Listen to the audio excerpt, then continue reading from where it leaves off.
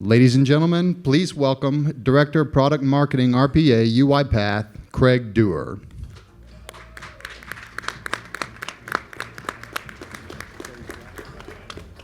Thanks so much for joining us here in the innovation track. You guys hear me okay? Not yet. Good.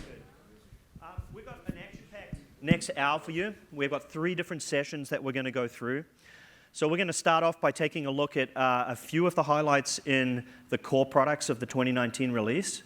Then we'll spend a little bit of time delving into AI, and then we'll kind of finish the session off with a deep dive on Studio X. So without further ado, let's jump in. Now, I'm going to start with the 2019 highlights. And Param in the session this morning, he went much more into the newest products that we've released. I'm going to spend a little bit of time highlighting some of the core enhancements in Studio, Orchestrator, and robots. Now, of course, there's a huge team that's been working really hard on this release over the last 6 months in this area. And I have about 10 minutes to go through, 6 months of work by hundreds of people. So I'm just going to give you 10 highlight features of the release, a few in each area, and just give you a taste of it. If you want to explore those features in more detail and get into the rest of the release, we have all the experts down in Expertville, and there's a booth for each area. You can go down and learn more. Before we jump in, I just wanted to highlight the Insider Preview program and thank the customers represented here. Many of you in the room participate in this. This is just a subset of the people. These companies have worked with us throughout the entire development cycle. They've tested features, they've provided feedback, and they've really powered that customer-driven innovation. So if you're not up on this list or you're not participating yet, jump in for the next release, and you'll get early access to all of these features and the ability to help shape the product.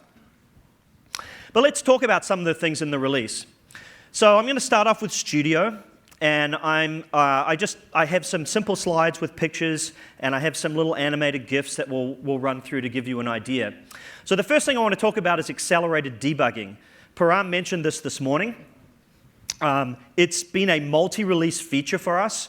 In fact, in 2018.4, we added global exception handling.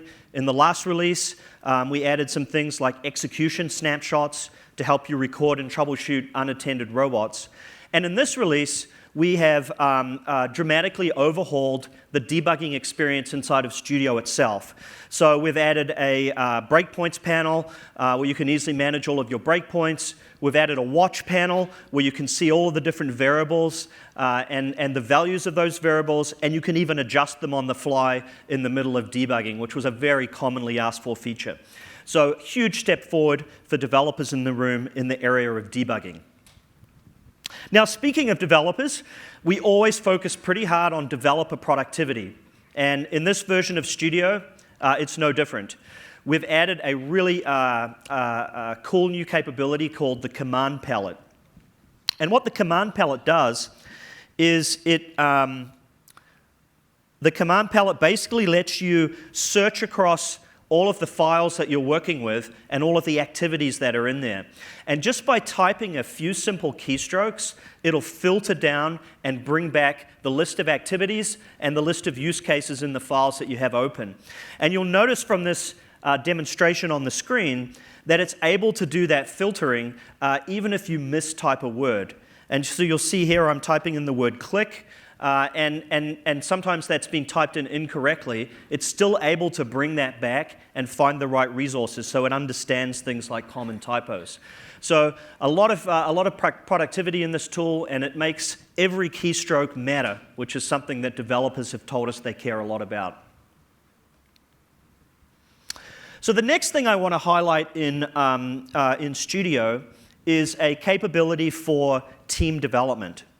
And again, team development has been a multi-release process for us. We've had source control management tools for some time. In the last release, we added support for Git, which was probably the most asked for capability in the fast track release. And in this version, we've done lots of things to make team development better, but this particular one is kind of a fun one. It's called the Workflow Analyzer. And what the Workflow Analyzer does is it lets you decide upon rules that you want to follow as a development organization. And then it can scan across the workflows that are being built by a team of developers to make sure that the rules that you've agreed on are actually being followed. And so it can come back and it can flag things if you're not naming things correctly or if you're not following the standard practices that you've decided upon as a team.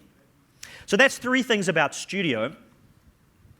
Let's transition and talk about Robot. Now, you probably saw in the keynote this morning, there was a pretty cool demo showing where Justin built some forms, and he built those forms to be used in the task inbox so that a human could come in and participate in a process and actually take an approval step in that form. That same forms technology is also available as a client-side component for robots. So in an attended automation scenario, you can use that same forms designer to bring up a client-side form that a person is supplying information into or looking at. So a really big step forward in terms of attended automation capability. And we actually have a session in this track on attended automation tomorrow where we'll be covering this in more detail. Next thing I'd like to briefly mention is IT automation activities for the robot. Is anyone in the room here an IT person? There's a few people, that's cool. So I started my life as an IT person, so it's near and dear to my heart. This is a set of activities in this release that lets you automate the things that you typically want to do in IT. So things like operations with Active Directory to be able to add users and so on. The ability to handle virtual machines and storage inside of things like Citrix and Azure. So we've started with that. We're going to have a much richer set of IT automation activities also over time. All right, so let's finish and talk about Orchestrator, and then we'll go on to the next part of the session. So a few things in Orchestrator. The first one is high availability. So we have now released a high availability add-on for Orchestrator in this release. If you have multiple orchestrators, it will keep them cached and synchronized. It's sold by us. It's fully supported by us. It is the solution that you need if you want high availability in your environment. Next thing with Orchestrator is enterprise management. And there's a number of different capabilities to unpack here. And I'll show you a video in a second to get it across. But it all starts with Active Directory integration. So now we're totally integrated with Active Directory, so we can use users and groups from Active Directory, and we can permission with them. We can also, we have a capability called Modern Folders. And Modern Folders is a hierarchical file system-like approach that let you nest folders together and apply the right governance and permissioning to it. And of course, you do that with your Active Directory users and folders. And then finally, we have automatic robot management. So you can have robots automatically provisioned for Active Directory groups and users, and then you can show that capability as people log on. So just to show you that working, here's an example of enterprise scale management in action. I'm going to add a user with Active Directory, and I'm going to assign that user to a couple of different groups. And just based on me assigning the user to those groups, we've now defined the orchestrator experience that's being applied to this user. And so we're now seeing the first time logon for this user. They have a robot, it's provisioned and ready to go, it has tasks assigned to it in a folder, and it's actually as simple as that. So really a lot of advances in enterprise scale management for large orchestrated deployments. Now the last feature I want to mention here in Orchestrator is advanced queuing. We have done a lot of improvements in the queue area. We have added things like triggers and so on. But I want to highlight service level agreements, so SLAs. You can now attach an SLA to a queue. And so this is showing the process of doing that. And the SLA, it will notify or alert me if the SLA is at risk of not being met. And you can see here I have both a risk warning and sort of a hard stop. So giving you the kinds of tools you need in Orchestrator to be able to run large-scale production systems that deliver things like service-level agreements. Now, the last thing I want to mention here before I hand across to the next speaker is deployment choice. Now, we philosophically, our belief is that we need to, as a vendor, provide the right infrastructure for you based on your IT standards. So if you're a customer that wants to do everything in your own data center in an on-premises environment, we have to deliver all of our capability to support that. If you're a customer that's cloud forward and really wants everything to be provided as a SaaS application, we certainly have customers in that camp. We also have to deliver our platform like that, and anywhere in between. So there are a lot of customers who are doing a hybrid kind of implementation, using some things in public cloud and so on. So it is our commitment to you that we will provide that kind of choice. And to finish off this session, we would like to highlight some of the innovation we have going on in the cloud, particularly in the SaaS cloud service. And I'd like to invite Tarek to the stage to talk a little bit about cloud with you. So Tarek, thank you. Thank you, Craig. Here you go. Perfect. I'll be back.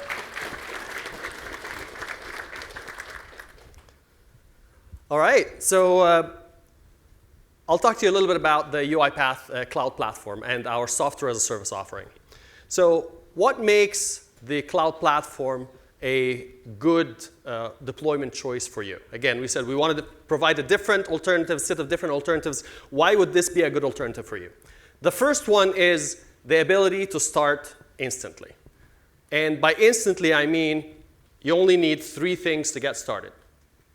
You need 1 minute, you need 1 email address, and you need 1 browser.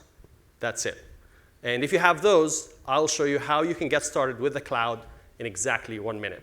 It's very fast to get started, whether you're starting your proof of concept, or whether you're starting your first production deployment, or you're starting your next orchestrator. Now, what else makes it great? The second thing that makes it great is that it's easy to scale. We all know that we get started with a few robots. You get started with 2 robots, and then you want to go to 5. Or you have an orchestrator instance, and now you have another department that wants to get an orchestrator. We make it very easy for you with just a few clicks to go to that next level of scale without having to worry about the manual steps that need to happen to do that. The most important reason, though, to move to the cloud, in my opinion, is the ability to simplify IT. When you subscribe to the belief in RPA and what kind of ROI it can get for your benefit, you start to think about processes, you start to think about automations.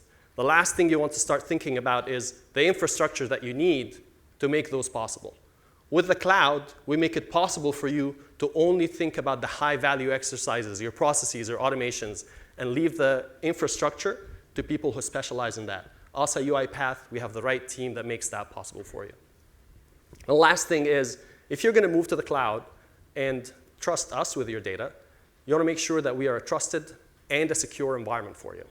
And how do you make sure that that is the case? Well, number one, it starts with the team that's building this. We hired a world-class team of people that have lived and breathed cloud services for many years before joining UiPath to build this. They are using the most modern state-of-the-art practices for cloud development. We do staged deployments. We do deployments around the globe. We have an SLA, an enterprise SLA, backing our service with 24/7 support, highlighting it. And we are working on security certifications, so you don't have to take our word for it that we're actually secure. We have a number of third-party vendors that clearly validate that and say exactly what certifications that we have. So that's our hope of making it very, very easy for you to focus on the automations and leave the infrastructure up for us to make. Okay? So we said it's very easy to start up. Well, how easy exactly is it? Let's go to the demo, and I'll show you. So you start by going to UiPath.com. And from there, you're just going to click Start Trial. And you get the number of options of community for a small company that just wants to get started, or an enterprise version that has the support and back of an enterprise agreement. And on enterprise, you can get started with an enterprise cloud, which is what I will do right here. And I apologize for having not been logged out. So I'll choose enterprise cloud right here. And as I mentioned, all you need is that 1 minute, your email address, and the browser. So I'm going to sign up with Microsoft. You can use your login from Google, a login from Microsoft, a login from LinkedIn, or you can create a username and password with us. I will choose sign up with Microsoft. And right here, I'm going to use an account that I created this morning for the sake of this demo. So I'm going to go with UiPath.forward. Okay, I type in my username. I'm going to type in my password. And I need to authorize UiPath to use my login, since, again, I'm using Microsoft to authenticate me. And when I do that, and it's my first time to sign up for UiPath, I need to answer just a few questions. I know my name. That is easy. I am in the United States. And I'm going to use Forward Incorporated as my company. Okay? I need to agree to the terms of service, and I click Sign Up. And that is all you need to do to get started with RPA in the cloud. So what do I have here? First off, the thing that you probably don't see, actually, is the URL up on the top. I have platform.uipath.com/forward incorporated. That is basically my own company's presence on the UiPath cloud. As the person that just created this account, I'm the only user on it, but I can very easily go here and invite other people. I can manage the licenses that I have. We get everybody started with 2 attended and 1 unattended robot and 2 studios. You can add more if you want by clicking Request Licenses. But the most important thing we provide you is this. We've already provisioned an orchestrator for you in the cloud. Remember, it took us under a minute. Now you have your orchestrator up and running. You are the manager of that orchestrator. You're the admin on it. You can invite as many people as you want to it. And if you wanted more, you just click the Add Service button, and you can just do that. For now, I will just use our default orchestrator. So now that I have a default orchestrator I can use, what should I do with it? Let's create an automation. Let's see if I can actually get something running from the cloud on one of my local robots. OK. That is fun. Anybody knows Japanese? So, great. You will be my translator today. OK, so we actually support UiPath on multiple languages, obviously. Japanese is one of the languages.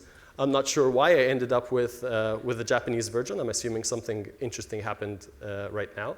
But since I know this very well, maybe I can actually make it work. We'll try. OK, so I'll try to sign out just in case it was a funny thing happening.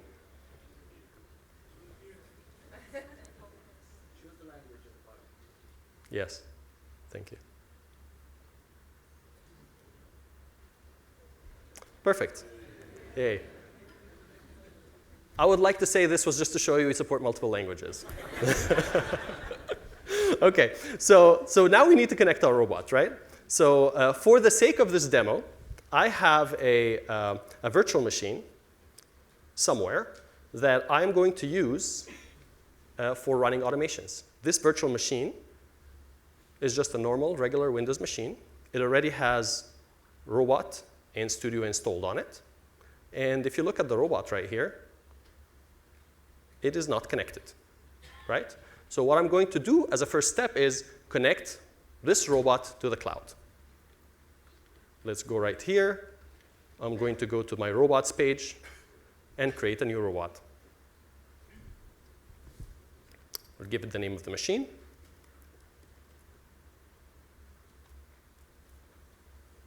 We will give it the name of a robot. We'll call it demo robot. And this is the user that is going to be using it. And we go. So now we created the robot in the cloud, but obviously we need to get it connected. And the only way to connect it is by using a secure connection with a secure key. So now I'm going to view that machine, and I need to copy that key and set it up here in this robot. So I will go to Robot Settings, and I will first copy the URL right here. And I will paste it. And then I will copy the machine key And that machine key is the one that ensures a secure connection between your robot and the cloud. And I click the connect button. Now this robot is trying to reach that cloud orchestrator and get a license. And it says indeed that it is connected and licensed. And if I go right here and go to my robots view, I see that it's now turned green. And now that I have a robot, I can go and add it to my demo environment.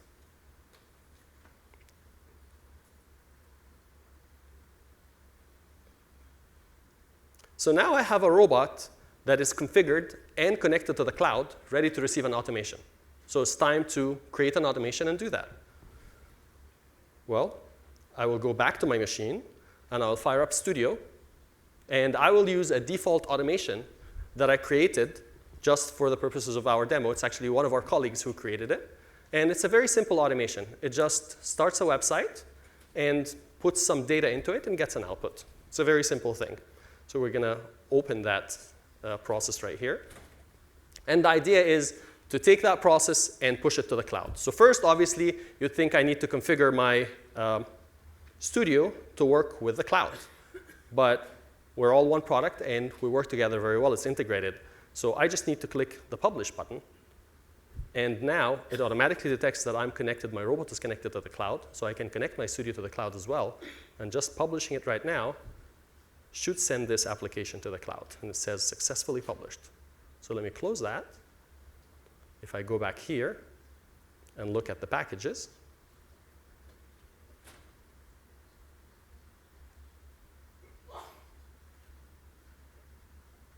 you will see that I have my process that was published a few seconds ago. So now I can go and create a process for it. Let's create a new process. Right here. And we're going to say create. So now I have a process created that is ready to run from my cloud orchestrator right away. So last step is we go to jobs, we click start a new job, we pick our process, and we can now click start, click check our robot, and it will go. So before I do that, I should explain to you what it is that I'm actually automating. So the application that we decided to create was a very simple website, and the website takes your name and your birthday, and it tells you what your unicorn name is. So everybody has a unicorn name, in case you didn't know that. There's a very sophisticated algorithm for it. So now you're all about to find out what my unicorn name is, okay? So let's click start. So now it says it's running. I can go back here and watch it come up. There you go. It's launching it, typing my name, birthday, and there you go. You all know what you can call me now. All right? So I just want you to take stock of this for a second. In a minute, we were able to sign up to the UiPath Cloud Platform. By signing up, we get our own orchestrator in the cloud without having to provision any machines. We're able to connect that orchestrator with our robot, wherever that robot is, and be able to schedule jobs and run it on that robot from the cloud. I think that's exciting. All right, so if I can move back to the slides now. So this is very exciting. So you may ask me, so how soon can I actually have it? Well, the answer is right now. Today, the cloud platform is in public preview. You can directly go to uipath.com and sign up yourself. In fact, before we exit this room, you can even get signed up if you want. We work pretty well on a mobile device. Later this year, we're going to start accepting paid customers into our production service, our enterprise cloud. And those customers are going to start to get the enterprise-backed SLA and the 24/7 support. And then in the future, we're going to continue adding innovation on the cloud platform over the next year to add new scenarios like adding bots on the cloud as well. And that is all for the cloud platform. Thank you.